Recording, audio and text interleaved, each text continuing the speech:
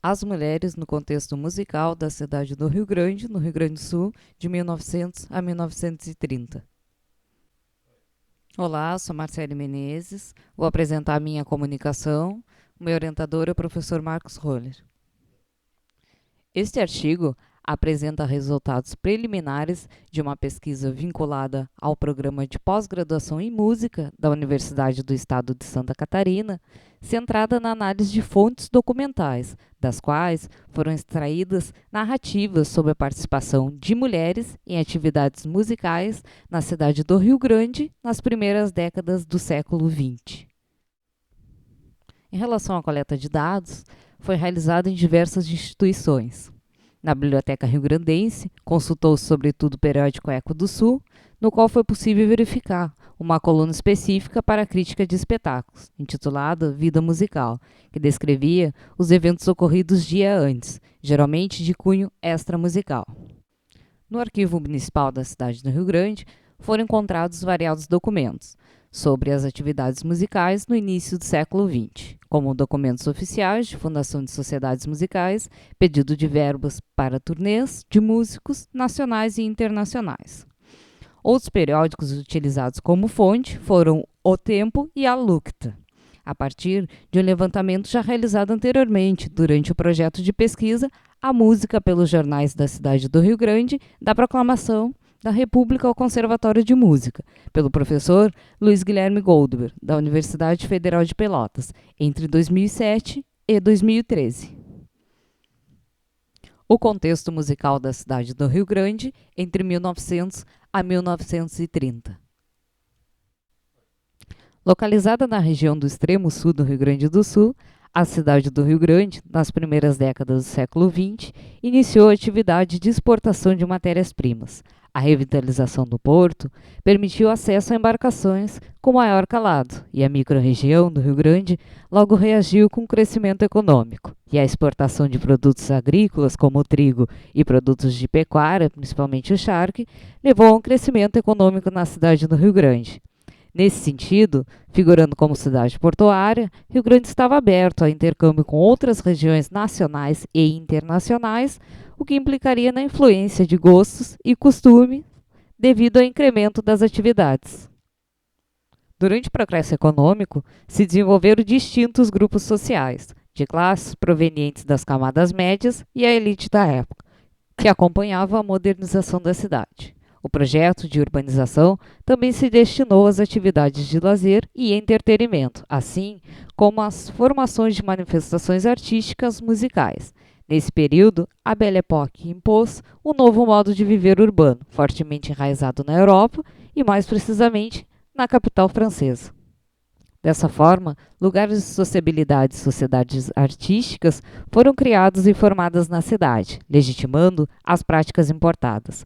Com isso, fundou-se cine-teatros, ambientes onde os músicos locais, nacionais e internacionais se apresentavam na época em questão.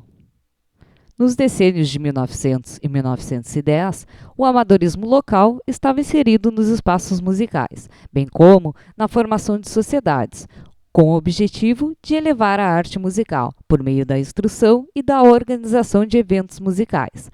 Algumas dessas instituições possuíam bandas que se apresentavam em festividades religiosas, mas também em ambientes teatrais. Também havia os grêmios líricos dramáticos, que divulgavam a literatura local no início do século XX, encenando dramas e comédias.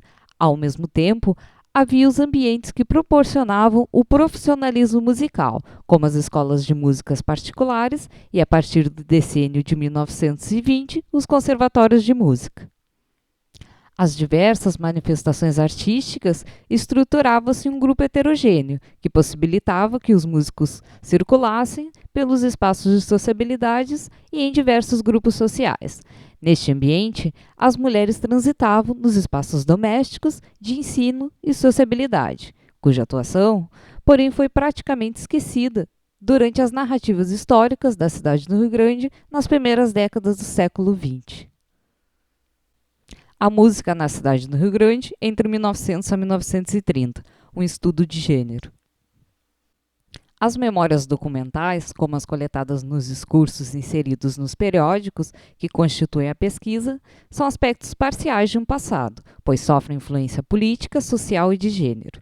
Dessa forma, deve-se analisar a retórica do discurso para compreender os elementos de compartilhamento que estavam na narrativa jornalística. A partir da contextualização das notícias e documentos encontrados, busca-se entender o discurso para compreender o seu espaço social através de suas atividades vividas. Considerando as memórias documentais pelo viés da sua exteriorização, desde as origens, elas traduzem a vontade de produzir traços, com o objetivo de compartilhar sinais transmitidos. Com isso, pode-se entender que os compartilhamentos de sinais transmitidos sofrem interferência de outras pessoas durante a escrita de um redator, pois entende-se que possuímos pensamentos e ideias de outras pessoas conosco, conforme Candot 2016 e Halbach 2004. Segundo Jacques Legoff, 2003, os vestígios do passado podem ser fabricados pelas sociedades, sendo o documento um monumento que auxilia a reconstruir a história. Com isso, o processo de análise dos documentos tem como objetivo compreender os signos que eles transmitem. E a partir dessa análise, pode-se refletir sobre o papel da mulher na narrativa histórica em questão. Estrutura-se o pensamento de que o mundo da arte é construído por todas as pessoas cujas atividades são necessárias para a produção das obras nesse mundo. Baker, 2016. Partindo dessa perspectiva, esse mundo da arte constitui-se também pelas mulheres, que estavam inseridas nesse processo de construção das manifestações artísticas no início do século XX. No processo de análise, verificou-se que a maioria das informações localizadas nos periódicos sobre o contexto musical da cidade do Rio Grande foi reservada aos homens. Nesse sentido, ocorre a atuação das mulheres no ambiente musical no século XIX e ao longo do século XX. Conforme salienta Freire e Portela 2013, a participação pública da mulher como musicista se fez muito restrita ao longo do século XIX e só gradativamente se ampliou ao longo do século seguinte, ou mesmo porque, em função dessas circunstâncias, as mulheres atuaram mais fora do palco dos teatros, destacando-se como professoras de músicas ou como intérpretes, no espaço de suas casas. Em relação aos espaços musicais destinados às mulheres na cidade do Rio Grande, pode-se constatar por meio das narrativas jornalísticas que atuavam em alguns ambientes, como em clube de senhoras, conforme a notícia em O Tempo, 30 de junho de 1921. O Clube Beneficente de Senhoras vai constituir um delicado festival de arte, saraus musicais, com um valioso concurso da jovem e exímia pianista Alice Brito, O Tempo, 1921. Ao mesmo tempo, também se localizou a atuação de uma maestrina. Com a abertura do Victor Cinema, amanhã estreará no Politeama Rio-Grandense um quarteto musical dirigido pela maestrina Adélia Scaravaglioli. O Tempo, 1921. Um outro espaço de atuação de mulheres era o ensino da música, como, por exemplo, informa o texto do Eco do Sul, de 24 de dezembro de 1933. O Dia da Música, que também é o Dia da Santa Cecília, a padroeira dos músicos, e que foi, entre nós, instituído o decreto do governo provisório. Teve ontem, nesta cidade, a sua comemoração na Escola de Música dirigida pela professora Iracema dos Santos. Os discursos jornalísticos encontrados, de alguma forma, reforçam a distinção de gênero, como, por exemplo, a notícia encontrada no jornal O Tempo, de 13 de novembro de 1924. Festival de Arte. Resumo. Encarregado pelo redator-chefe dessa folha de dizer ao público rio-grandense do espetáculo de antes de ontem. Em festa artística, a Chaves Florense, de princípio confesso que causou-me verdadeira surpresa a apresentação da revista Ali no Duro, original de Euclides de Andrade, pelo conjunto dramático do Grêmio Lírico Guarani. Do quadro feminino, de entre as artistas do Grêmio Guarani, salientou-se de forma graciosa pela sua desenvoltura e inteligência, garradice, faltando-lhe apenas alguns estudos para abrir-lhe a sua voz, aliás, muito agradável. Essa narrativa vislumbra outra atuação na circularidade das mulheres na cidade do Rio Grande, pois nela pode-se observar que o redator faz menção ao quadro feminino, quando descreve um evento musical realizado na cidade, no qual a predominância de intérpretes são mulheres. A partir disso, as relações de força no discurso do redator demonstram que a sua crítica não foi restrita a elementos musicais, qualificando as artistas do Grêmio Lírico-Dramático como inteligentes, reforçando a sua atuação com o poder de classificar uma qualidade da mulher, o que não acontece nas narrativas encontradas sobre a atuação dos homens nos espetáculos musicais. Considerações finais.